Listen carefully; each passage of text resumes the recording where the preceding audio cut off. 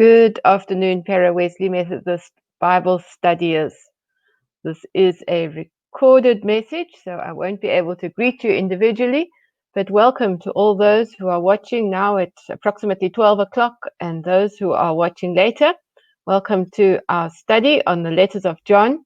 And today, although it's officially billed as 1 John 3 verses 1 to 10, the section actually breaks at 1 John 2 verse 28, and we'll be moving from verse 28 through to chapter 3 verse 10. As we started going through John, we were examining John Stott's way of looking at the structure of John, and what he speaks about. Let me see if I can get the PowerPoint there. Is the question, how do we know we are in a good place with God? You remember that there was the Gnostic heresy, the incipient Gnostic heresy, a very early belief, where people were saying it doesn't matter how you live on one hand, or on the other hand, you have to subdue the body and beat it into submission, because the body is bad, the flesh is bad, and our spirit needs to break free. And that the root to this is the special knowledge that only those who are in a special place could have. And so John is making a point that this is not the Christian way. And he has asked the question, well, how do we know we are in a good place with God? And so far we've gone through once the moral test to say, are we living right? The social test, are we loving right? And the doctrinal test, are we believing right? And here in this passage, we're going through that set again as we come back to the moral test. Are we living right? And the difference that, how do I do this? Oh, that makes it very small. Yeah. The difference that he has introduced here, for one thing, is the concept of being born of God, being born again. Previously, we spoke about walking in the light. We spoke about being in Christ. But now he has introduced this idea of being born of God, being children of God. It's one of the key differences. He also structures this particular passage around the Greek word phaneroo, which means to appear. If you understand, if you go out into the darkness and suddenly somebody finds form in the gloom, and it's just as if they're appearing, that's kind of what the word means, to somebody just to appear, not exactly to be there out of nothing, but it's an almost an instantaneous thing. And so this word appear comes up several times in this particular chapter, in this particular portion. In my Bible, for some reason, let me see if I can find that. I'm only working with one screen, so I'm a little bit hampered. My Bible uses the word revealed rather than appear. And yeah, conceptually, more or less, it means the same thing, but the idea of to be revealed is passive. Somebody else does it to you, whereas to appear means that you are doing it of your own volition. So I'm not quite sure why modern translators have decided to go with that. Perhaps it makes them feel that we would have a better impression of what it means. So wherever we see that revealed, perhaps read it as appeared, as a volitional act. It's something that Jesus did consciously. It wasn't done to him. At least that's not how the Greek reads. And so the cycle now, the moral test. So we speak about how we live. And let's just go through that. And now, little children, we are back to our techno there. The biological children, abide in him, so that when he is revealed, okay, there I've told you already, that's the phaneroo, the appeared, we may have confidence and not be put to shame before him at his coming. All right, there, that word coming speaks about his second coming. The Greek word there is parousia, which means it speaks of a physical presence, that Jesus will actually be here. So we have the appearance of Jesus, and then at his coming, at his physical being here. Well, physical, I guess you must take as whatever it comes to mean when it happens, we'll know. But it is a presence. It's not a metaphorical thing. It's not a vague thing. It is a very real thing. Because we are looking at Greek words, and because we're looking at the Gnostics, we also look there at verse 29. If you know that he is righteous, you may be sure that everyone who does right has been born of him. Okay, there's this business of the moral test. If we want to be right place with God, we do right. The business of being born of God is there. But it's interesting that if you know, that word there for know is not the word gnosis that goes with the Gnostics.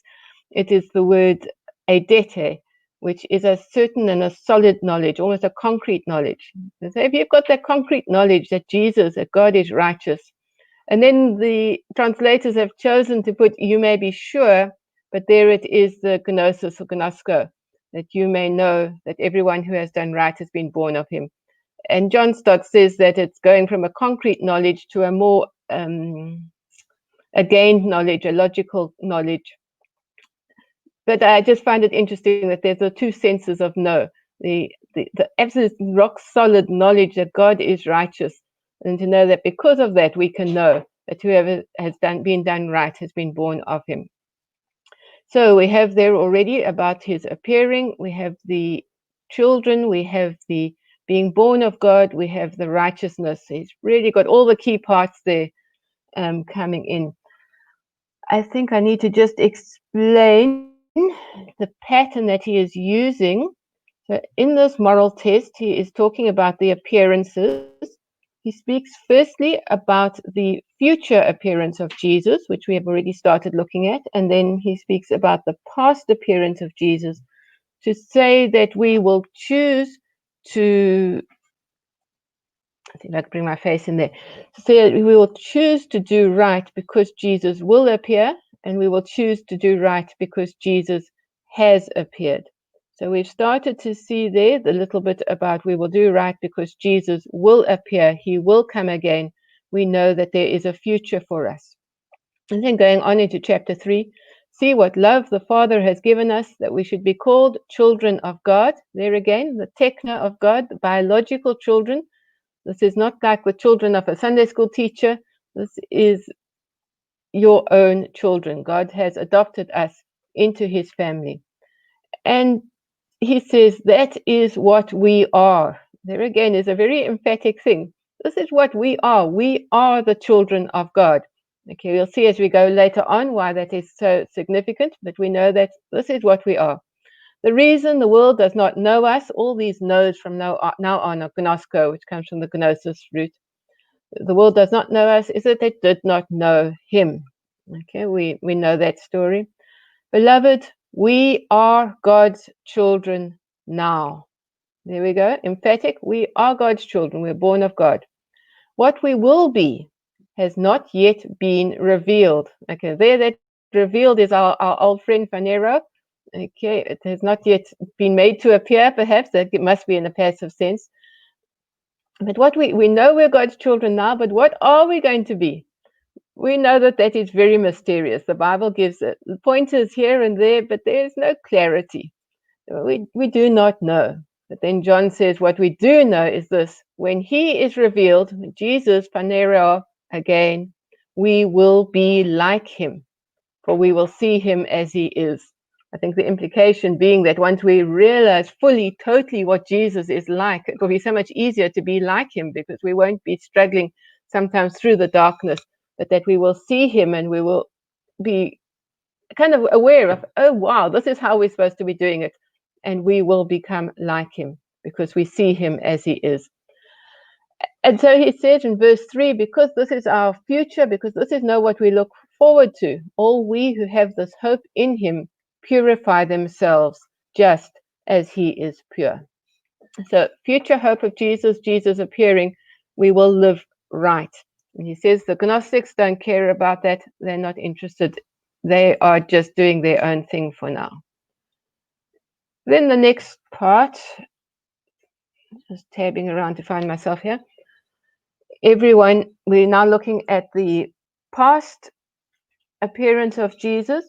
Here, it's actually structured into this understanding the structure is really helpful because otherwise it looks convoluted and as if he's repeating himself.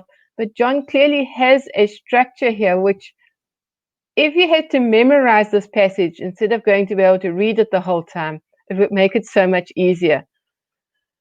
Yeah, I keep saying one of these days I'm going to try and read the Bible like they did then. But it's a lot of hard work. Much easier to read it like we do now. But this is structured into two parts, which basically repeats. So it's verses 4 to 7 and verses 8 to 10. Let me bring it up big for you. And I just might need to cheat and find my notes on the computer.